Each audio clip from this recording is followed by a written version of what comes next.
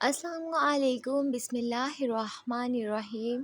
یوم عاشور زمانۂ جاہلیت میں قریش مکہ کے نزدیک بڑا محترم دن تھا۔ اس دن خوابہ کانہ پر نیا غلاف ڈالا جاتا تھا اور قریش اس دن روزہ رکھتے تھے۔ قیاس یہ ہے کہ حضرت ابراہیم علیہ السلام کی کچھ روایات اس کے بارے میں ان تک پہنچی ہوں گی۔ رسول اللہ صلی اللہ علیہ وسلم کا دستور تھا کہ قریش ملت ابراہیم کی نسبت سے جو اچھے کام کرتے تھے، ان کاموں میں آپ ان سے اتفاق و اشتراک فرماتے تھے۔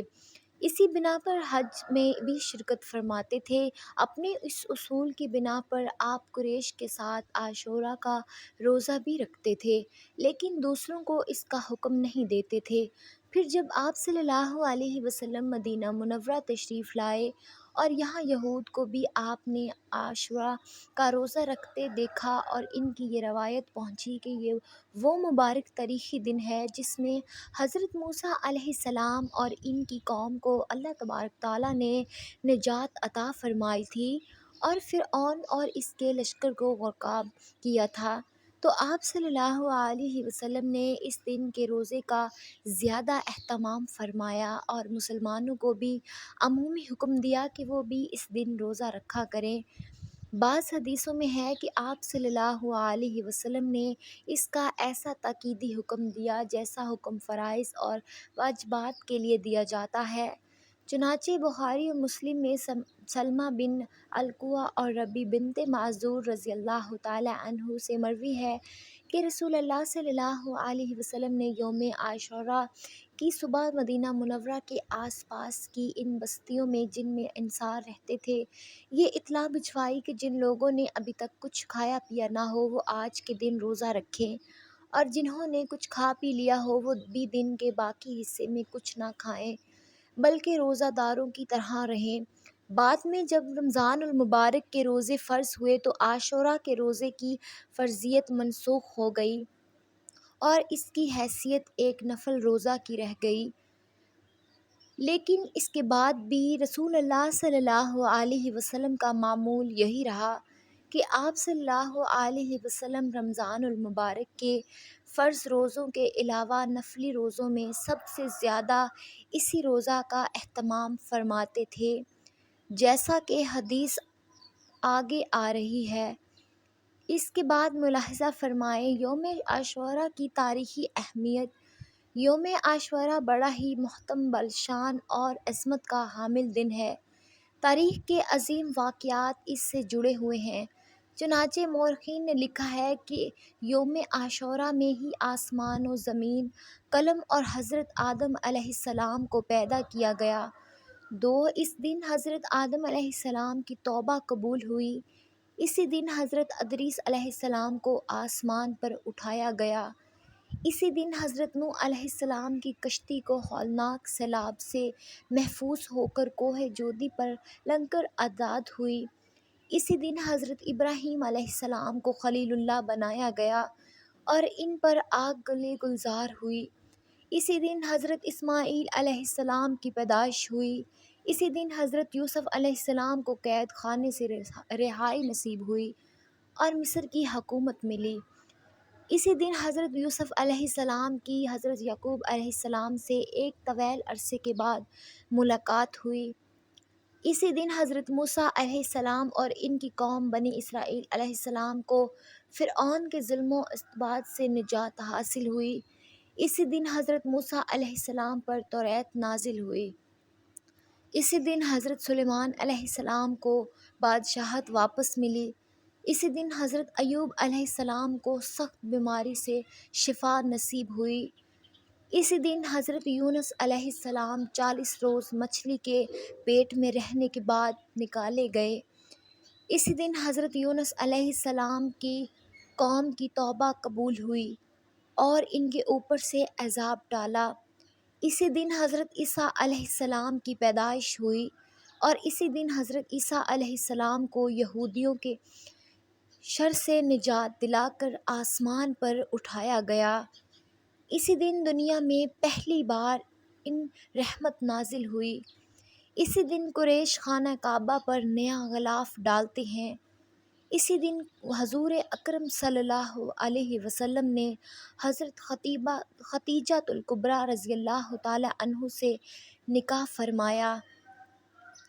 اسی دن کافی فریب کاروں نے نواسہ رسول اللہ صلی اللہ علیہ وسلم اور جگر گوشائے فاطمہ رضی اللہ تعالی عنہ کو میدان کربلا میں شہید کیا، اور اسی دن قیامت قائم ہوگی۔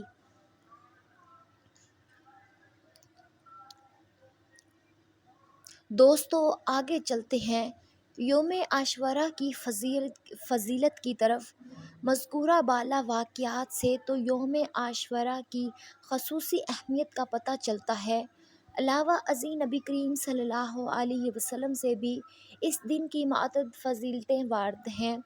چنانچہ حضرت ابن عباس رضی اللہ تعالی عنہ فرماتے ہیں، میں نے نبی کریم صلی اللہ علیہ وسلم کو کسی فضیلت والے دن کے روزہ کا اہتمام بہت زیادہ کرتے نہیں دیکھا، سوائے اس دن یعنی یوم عاشوراء کے، اور سوائے اس ماہ یعنی ماہ رمضان المبارک کے۔ مطلب یہ ہے کہ حضرت ابن عباس رضی اللہ تعالی عنہ نے آپ صلی اللہ علیہ وسلم کے طرز عمل سے یہی سمجھا کہ نفل روزوں میں جس قدر اہتمام آپ یوم عاشوراء کے روزہ کا اہتمام کرتے تھے، اتنا دوسرے نفلی روزہ کا نہیں کرتے تھے۔ حضرت ابو قتادہ رضی اللہ تعالی عنہ کہتے ہیں کہ رسول اللہ صلی اللہ علیہ وسلم نے فرمایا کہ امید ہے کہ عاشوراء کے دن کا روزہ گزشتہ سال کے گناہوں کا کفارہ ہو جائے گا۔ ان احادیث شریف سے ظاہر ہے کہ یوم عاشوراء کا بہت ہی عظمت و تقدس کا حامل ہے، لہٰذا ہمیں اس دن کی برکات سے بھرپور فیض اٹھانا چاہیے۔ ماہ محرم کی فضیلت اور اس کی وجوہات۔ دوستو، یوم عاشوراء کے ساتھ ساتھ شریعت مطہرہ میں محرم کے پورے ہی مہینے کو خصوصی عظمت حاصل ہے۔ چنانچہ 4 وجوہ سے اس ماہ کو تقدس حاصل ہے۔ پہلی وجہ تو یہ ہے کہ احادیث شریف میں اس ماہ کی فضیلت وارد ہوئی ہے۔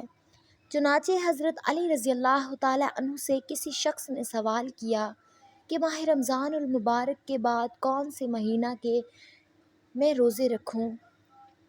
تو حضرت علی رضی اللہ تعالی عنہ نے جواب دیا کہ یہی سوال ایک دفعہ ایک شخص نے نبی کریم صلی اللہ علیہ وسلم سے بھی کیا تھا، اور آپ کے پاس بیٹھا تھا، میں آپ کے پاس بیٹھا تھا تو آپ صلی اللہ علیہ وسلم نے جواب دیا تھا کہ ماہ رمضان کے بعد اگر تم کو روزہ رکھنا ہے تو ماہ محرم میں رکھو، کیونکہ وہ اللہ تعالیٰ کی خاص رحمت کا مہینہ ہے۔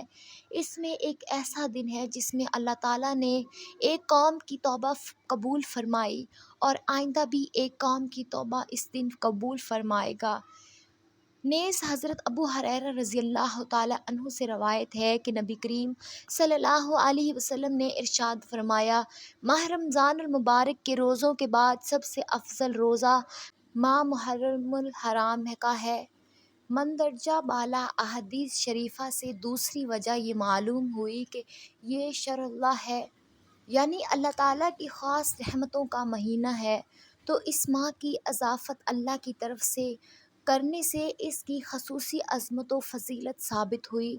تیسری وجہ یہ ہے کہ یہ مہینہ اشہر الحرام یعنی ان 4 مہینوں میں سے ہے کہ جن کو دوسرے مہینوں پر ایک خاص مقام حاصل ہے۔ وہ 4 مہینے یہ ہیں: ذی القعدہ، ذی الحجہ، محرم الحرام، رجب المرجب۔ بخاری شریف۔ چوتھی وجہ یہ کہ اسلامی سال کی ابتدا اسی مہینے سے ہے۔ چنانچہ امام غزالی رحمۃ اللہ علیہ لکھتے ہیں کہ ماہ المحرم میں روزوں کی فضیلت کی وجہ یہ ہے کہ اس مہینے سے سال کا آغاز ہوتا ہے، اس لیے اسے نیکیوں سے معمور کرنا چاہیے، اور خداوند قدوس سے یہ توقع کرنی چاہیے کہ وہ ان روزوں کی برکت پورے سال رکھے گا۔ یوم عاشوراء میں کرنے کا حکم۔ احادیث مبارکہ سے یوم عاشوراء میں مصروف 2 چیزیں ثابت ہیں: ایک روزہ، جیسا کہ اس سلسلے میں روایات گزر چکی ہیں، لیکن یہ بات یاد رکھنی چاہیے کہ احادیث میں نبی کریم صلی اللہ علیہ وسلم نے کفار و مشرکین کی مشابہت اور یہود انصاری کی بہت و باش اختیار کرنے سے منع فرمایا ہے۔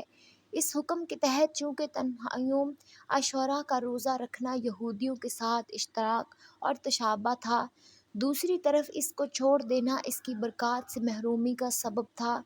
اس لیے اللہ تعالیٰ کے مقدس پیغمبر صلی اللہ علیہ وسلم نے ہمیں یہ تعلیم دی کہ یوم عاشوراء کے ساتھ ایک دن کا روزہ اور ملا لو۔ بہتر تو یہ ہے کہ 9ویں اور 10ویں تاریخ کا روزہ رکھو، اور اگر کسی وجہ سے 9ویں کا روزہ نہ رکھو سکو تو پھر 10ویں کے ساتھ 11ویں کا روزہ رکھو لو، تاکہ یہود کی مخالفت ہو جائے اور ان کے ساتھ کسی بھی قسم کا تشابہ نہ رہے۔ جیسا کہ حضرت عبداللہ بن عباس رضی اللہ تعالی عنہ سے مروی ہے کہ جب رسول اللہ صلی اللہ علیہ وسلم نے یوم عاشوراء کا روزہ رکھا اور مسلمانوں کو بھی اس کا حکم دیا تو بعض صحابہ کرام رضی اللہ تعالی عنہ نے عرض کیا کہ یا رسول اللہ صلی اللہ علیہ وسلم اس دن کو یہود انصاری بڑے دن کی حیثیت سے مناتے ہیں، تو کیا اس میں کوئی ایسی تبدیلی ہو سکتی ہے جس کے بعد یہ اشتراک کا اور تشابہ والی بات ختم ہو جائے؟ تو آپ صلی اللہ علیہ وسلم نے ارشاد فرمایا جب اگلا سال آئے گا تو ہم 9ویں کو بھی روزہ رکھیں گے۔ ابن عباس رضی اللہ تعالی عنہ بیان فرماتے ہیں کہ اگلا سال آنے سے پہلے ہی رسول اللہ صلی اللہ علیہ وسلم کی وفات ہو گئی۔ دوسرا کام جو ہمیں اس مہینے میں کرنا ہے وہ ہے اہل و عیال پر رزق میں فراخی۔ شریعت اسلامیہ نے اس دن کے لیے دوسری تعلیم دی ہے کہ اس دن اپنے اہل و عیال پر کھانے پینے میں وسعت اور فراخی کرنا اچھا ہے، کیونکہ اس عمل کی برکت سے تمام سال اللہ تعالیٰ فراخی رزق کے دروازے کھول دیتا ہے۔ چنانچہ حضرت ابو ہریرہ رضی اللہ تعالی عنہ سے روایت ہے کہ رسول اللہ صلی اللہ علیہ وسلم نے ارشاد فرمایا کہ جو شخص عاشوراء کے دن اپنے اہل و عیال پر کھانے پینے کے سلسلے میں فراخی اور وسعت کرے گا تو اللہ تعالیٰ پورے سال اس کے رزق میں وسعت عطا فرمائے گا۔ اللہ پاک سے دعا ہے کہ اللہ تعالیٰ ہم سب کے گناہوں کو معاف فرمائے، آمین ثم آمین۔ دوستو، آخر میں ہم بات کرتے ہیں ان غلط باتوں کی جو محرم الحرام کے حوالے سے عوام کے اندر مشہور۔ بعض لوگ یہ کہتے ہیں کہ محرم الحرام کے مہینے میں اندر گوشت گھر میں نہیں ہونا چاہیے، اس سے بے برکتی ہوتی ہے اور گھر میں نقصانات ہوتے ہیں، اور بعض یہ کہتے ہیں کہ قربانی کا گوشت جو ہم فریج میں رکھتے ہیں وہ محرم الحرام کا مہینہ شروع ہونے سے پہلے ختم ہو جانا چاہیے۔ اگر محرم الحرام کے مہینے میں فریج میں گوشت رکھا رہا تو گھر میں بہت زیادہ نقصانات ہو سکتے ہیں۔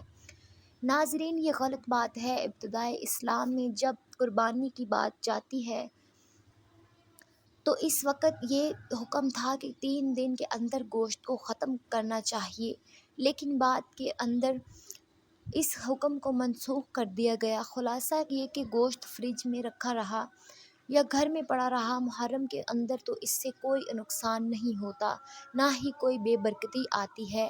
اس طرح بعض لوگ یہ سمجھتے ہیں کہ محرم الحرام کے مہینے میں اگر ہم بستری کی جائے تو نکاح ٹوٹ جاتا ہے، یہ بھی غلط بات ہے۔ بعض کہتے ہیں کہ نکاح نہیں ٹوٹتا، لیکن محرم الحرام میں ایسا کرنا ناجائز عمل ہے، یہ بھی بات غلط ہے۔